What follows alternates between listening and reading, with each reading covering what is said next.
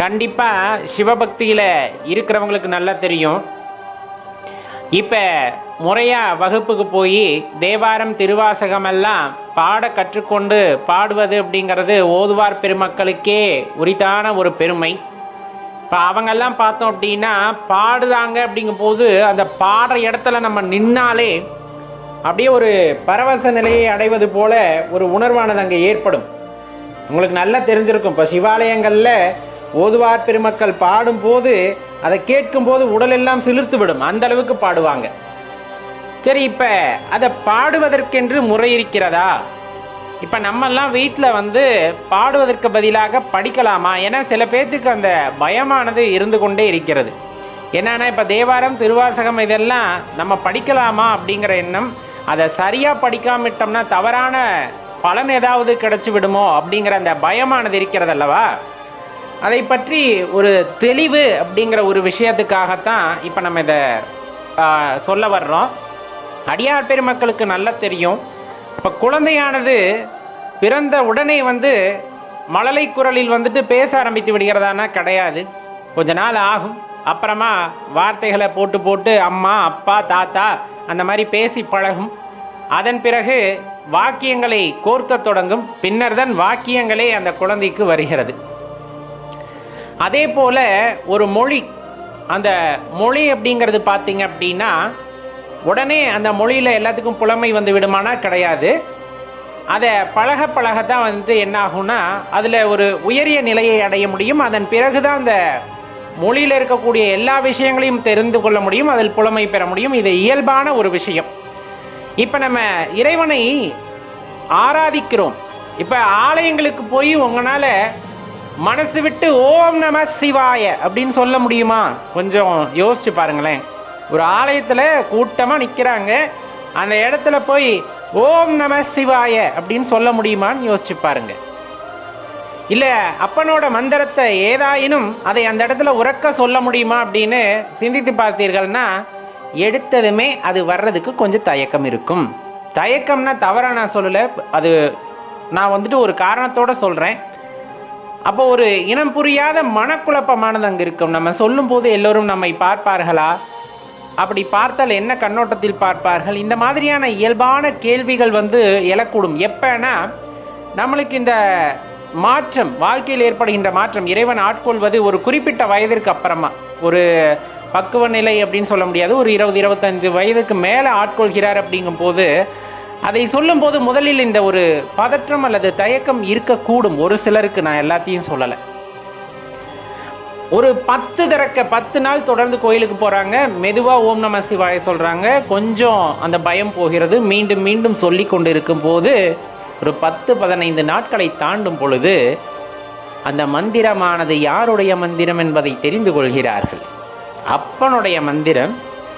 அதை நான் ஏன் தயக்கப்பட்டு சொல்ல வேண்டும் என்று ஓங்கி ஒலிக்கின்ற ஒளியால் ஓம் நம சிவாய அப்படிங்கிற அந்த மந்திரத்தை சொல்ல ஆரம்பிக்கின்றாங்க.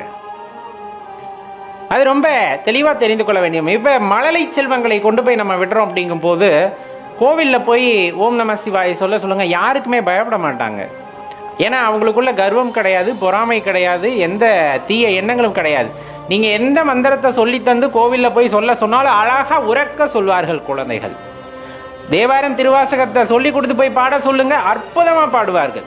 பிழை இருக்கும், அதிலெல்லாம் எதுவும் இல்லை, ஒரு சில பிழைகள் இருக்கலாம். ஆனால் அந்த மனசார பாடுகின்ற தன்மை அந்த குழந்தைகளிடம் இருக்கும் எப்பொழுதுமே. அந்த வகையில் நம்ம தெரிந்து கொள்ள வேண்டிய விஷயம், இப்போ திருவாசகம் நம்ம கைக்கு கிடைக்குது, தேவாரம் கிடைக்குது அப்படிங்கும்போது கண்டிப்பாக நம்ம செய்ய வேண்டிய செயல் அப்படிங்கிறது தவறாக இருந்தாலும் பரவாயில்லை, தவறாக இருந்தாலும் பரவாயில்லை. எனக்கு வார்த்தைகளை கோர்த்து படிக்கிறதுல கொஞ்சம் சிரமமாக இருக்குது, நான் படிக்கிறதுனால ஏதாவது வாக்கியங்கள் தவறாக போனால் இறைவன் கோபித்துக் கொள்வாரோ அப்படிங்கிற எண்ணமெல்லாம் வேண்டாம். நீங்கள் படிக்க படிக்க அதில் அனுபவம் வர வர அதை உணர்ந்து படிக்கும் பொழுது அது எல்லாம் நம் மனதிற்குள் செல்லும் பொழுது கட்டாயமாக அது ஒரு குறிப்பிட்ட கால அளவிற்கு பின்னர் பார்த்தீங்கன்னா எந்த தடுமாற்றமும் இல்லாமல் நம் மனம் எப்படி சொல்கிறதோ அந்த வகையிலே பிழையின்றி நம்மால் அதை படிக்க முடியும், பாடவும் முடியும்.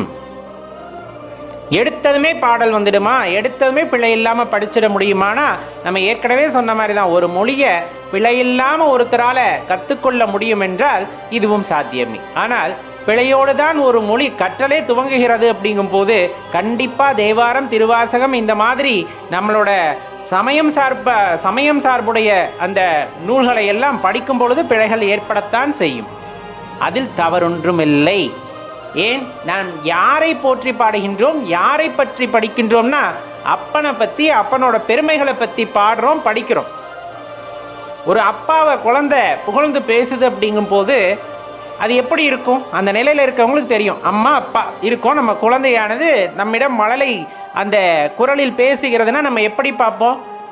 இந்த அளவுக்கு தப்பு பண்ணக்கூடாது, இதில் இலக்கணப்பில் இருக்குது. இந்த மாதிரி நம்ம சொல்லுவோமா? கிடையாதே. மழலைகள் கொஞ்சுகின்ற அந்த மழலை மொழியை கேட்டு ரசிப்போம் அல்லவா?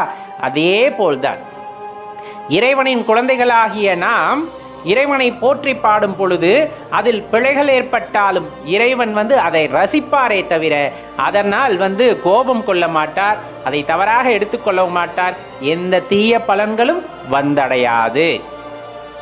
அப்போ படிக்கணும்னு நினைக்கிறீங்க, தேவாரம் படிக்கணும்னு நினைக்கிறீங்க, திருவாசகம் படிக்கணும்னு நினைக்கிறீங்க, கட்டாயமாக அந்த புத்தகம் கிடைக்கின்ற பட்சத்தில் அமைதியாக அமர்ந்து படியுங்கள். படித்து படித்து பழகுங்கள். பழக பழக ஒரு குறிப்பிட்ட அளவில் நம்மளுக்கே ஒரு உணர்வானது ஏற்படும். அது ரத்தத்தில் கலந்துடும். ஒரு பாடலை பாடும் பொழுது நாவால் அதை உச்சரிப்பது என்பது வேறு, உடல் அங்கங்கள் எல்லாம் உருக பாடுவது என்பது வேறு. உடல் அங்கங்கள் எல்லாம் உருகி இந்த நா உச்சரித்து வருகின்ற வார்த்தைக்கு அதிக ஆற்றல் உண்டு. இறைவனை கட்டி போடக்கூடிய ஆற்றல் உண்டு.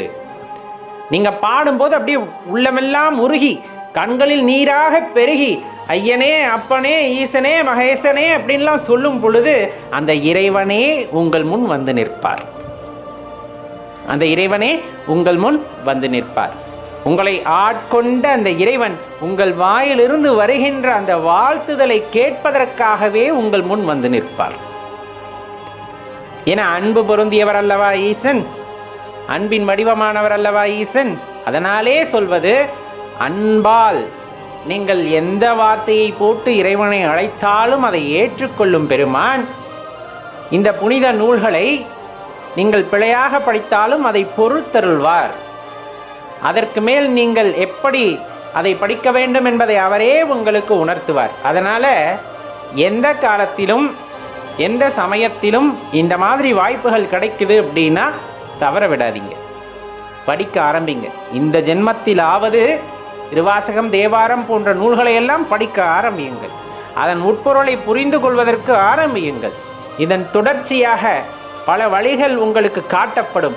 அதன் வாயிலாக இறைவனை அடையக்கூடிய சந்தர்ப்பத்தை நீங்கள் பெற வேண்டும். அப்படிங்கிறதான் நம்ம முழு மனசோடு இறைவனிடம் வேண்டிக் கொள்கின்றோம்.